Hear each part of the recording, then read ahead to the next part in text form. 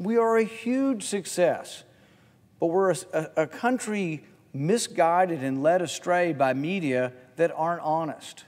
So for example, if you watched CNN, you would think that nobody's getting vaccinated and it's a complete disaster and whoa, we're stuck in this rut because no one's vaccinated.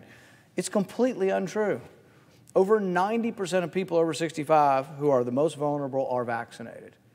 Now, sure, there are a lot of younger people who aren't vaccinated. There's some older people, but 90% is a pretty good success.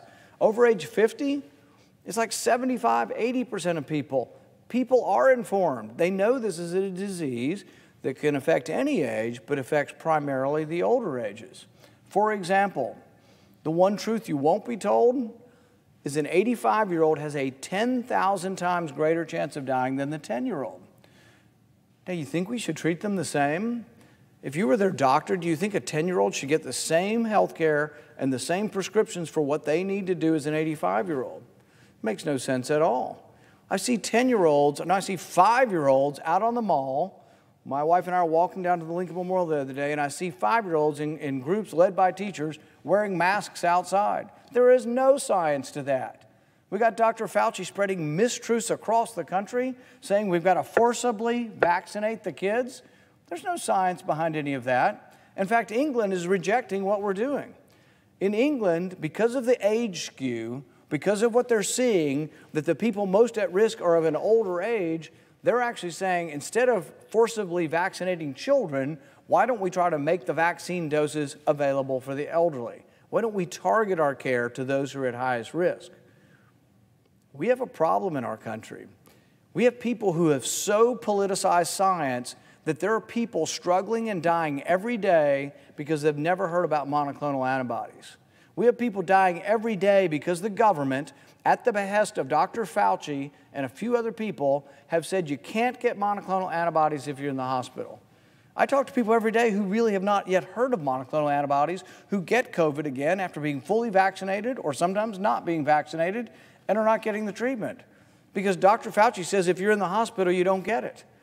And so we have medicine that is coming from on high, from a central authority like the Politburo, and doctors are afraid to prescribe. This has never happened in our country before. Doctors were able to make their own decisions based on their own experience, based on studies, based on real-life examples, but using their own discretion. Now doctors are afraid to prescribe monoclonal antibodies, and many of them are disallowed from prescribing it in the inpatient. Realize the ridiculous nature of that. You're in the emergency room, you're sick and you're coughing, you might be dying from COVID.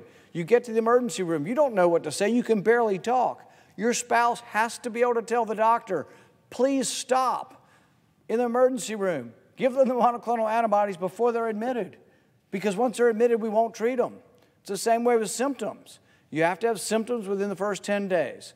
If you don't have symptoms, if you're on day 11, you won't get monoclonal antibodies. It's completely arbitrary, it's capricious, and it has to do with government-mandated guidelines.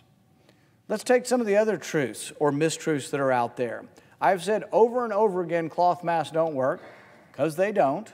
Peer-reviewed studies have shown time and time again cloth masks don't work. But when Dr. Fauci tells you all masks work, when he comes in all draped with 3 masks on himself, with little insignias, clever insignias of different sports teams, he's actually spreading a mistruth that causes lives to be lost. Why? Let's say you have a 75-year-old woman and she gets COVID and her husband's taking care of her. Do you think the advice to go into the room to feed her, bathe her, help her get in and out of her clothes while she's sick, wearing a cloth mask is a good idea or a bad idea? It's malpractice. And yet, for some reason, the left-wing media has lauded this man as the second coming, and what he's telling you is absolutely verifiably dangerous to your health. The only mask that really works of any real value is the N95 mask. The surgical masks have some value, but not very much. Most of the air is going around the mask. They just aren't of value, but you have to submit. The man's telling you to do it. You got to do what you got to do. But the thing is when you tell people something's safe, they tend to react to that and have behavior, and in their behavior, they're in favor of something that may well actually be risky behavior for them. The vaccinations, because we ignore natural immunity, we directed the vaccine to the wrong people and still are. So for example, because of Dr. Fauci's lead, India is accepting his lead as well. In India, there's not enough vaccine. They have 1 billion people. They can't vaccinate enough people fast enough. So if you have 1 billion people and you have 200 million doses of vaccine, who do you think you should give it to?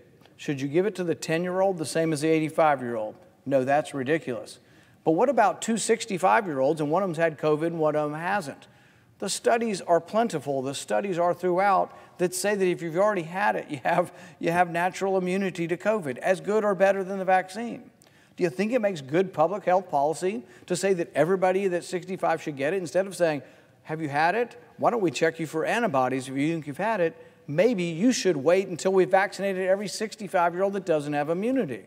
These are real things. These are real discussions. But if you have these, unless it's on the Senate floor, actually that's not even true. You can say this on the Senate floor and YouTube will take it down. I've had it happen. I've given speeches on the floor that YouTube takes down.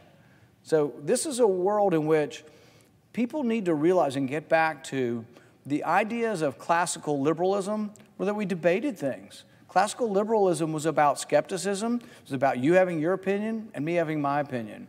But the difference between the elitist or the collectivist point of view and the individual rights point of view is, I believe you have every right to your opinion. But if you're a collectivist and you believe that from the very top down, all medical decisions come from Dr. Fauci, and if he doesn't want you to fly, you don't get to fly, see, it's different from individual liberty, because I think if you have a differing opinion, you're welcome to your opinion. And if an airline has a policy I don't like, maybe I'd choose not to fly. But the idea that we're going to restrict everyone's behavior based on what they decide to do, what's next? People eat too many cheeseburgers, we're not going to give them a heart stent because we think they haven't behaved and they haven't listened to the doctors on what they should be eating. There is no end to this. But in the end, if we're not careful, we are going to spend this country into oblivion. COVID's a big cost of the extra spending we have now. But I can tell you, there are ramifications. They're coming quick. They're coming in the form of higher prices. But there is no reason in the world for us to default. We have plenty of money. We should simply pay for the interest based on what comes in every month. All right, folks, thank you so much for joining us here at Golden State Times. If you're new to the channel, we encourage you to subscribe by clicking that middle button. Also, check out our previous video by clicking the video on the right, or a video you might enjoy by clicking the video on the left. Also, don't forget to click the thumbs up button and share this video on social media.